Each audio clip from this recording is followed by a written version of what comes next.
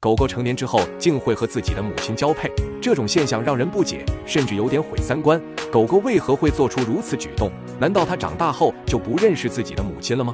以前人们确实有这样的怀疑，毕竟现在很多家养的宠物犬在刚出生几个月后就被送走，和母亲在一起的时间仅有2-3个月，长大之后不认识自己的母亲也算是正常现象。然而科学家为了证实他们究竟认不认识自己的母亲，做了一系列研究。他们专门挑选了一些比较聪明的狗狗，比如说德国牧羊犬去做实验，结果表明有76%的狗狗在长大后都是可以认出自己的母亲。动物和人的分辨方法不一样，它们可以通过对方的气味来辨认，不管是隔几个月见一次母亲，还是从出生2-3个月后再也没见过，狗狗都可以通过气味准确地找到自己的母亲。也就是说，它们是在清醒的状态下，知道对方是自己母亲的情况下和对方交配。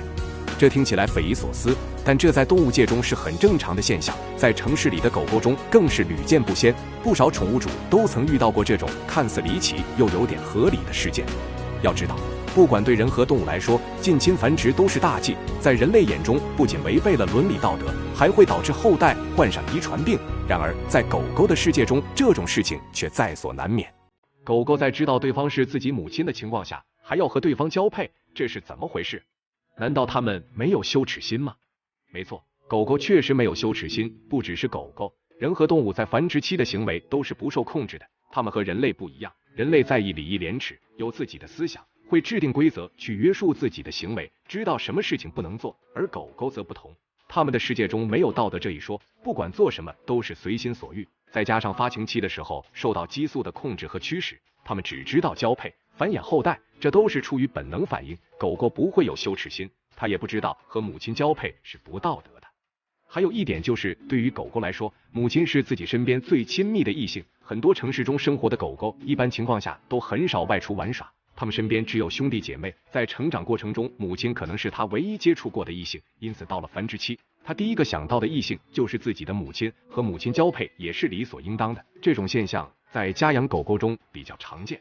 而在野外生活的狗狗虽然活动范围大一点，但它的生活区域内能接触到的异性也是固定的，即使是野外生活的狗狗也有和母亲交配的可能。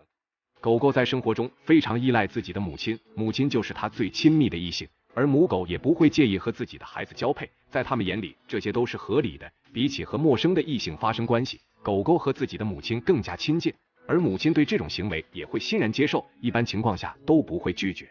狗狗长大后就会和母亲交配，丝毫没有羞耻心。频繁的近亲繁殖会导致什么后果呢？不管是人类还是动物，近亲繁殖都是一个禁忌，狗狗同样如此。母亲和孩子体内的基因是相似的，他们一起交配生下的孩子会有基因缺陷，很容易携带遗传病，出现畸形，身体也会严重退化，死亡率直线上升。如果一种动物长期近亲繁殖，那么这种动物将无法继续延续下去，平均寿命会非常短，时间一久，这种动物就会彻底灭绝。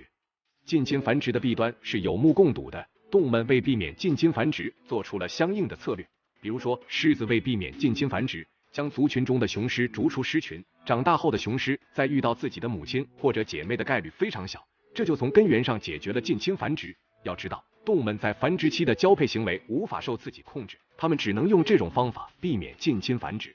而狗狗则不同，狗狗本身就和自己的母亲非常亲近，由于活动场所的限制，它们能接触到的异性不多，这也是狗狗近亲繁殖的关键。除了以上这几个因素之外，狗狗在人类的作用下也会近亲繁殖。近亲繁殖虽然会导致后代患有基因疾病，但也能繁育出纯种狗，让这种狗狗的基因更加纯粹。因此，为了繁育出纯种狗，也有人会特意让狗狗近亲繁殖。总的来说，狗狗近亲繁殖弊大于利。宠物主如果想彻底避免近亲繁殖，就要注意及时给狗狗做绝育。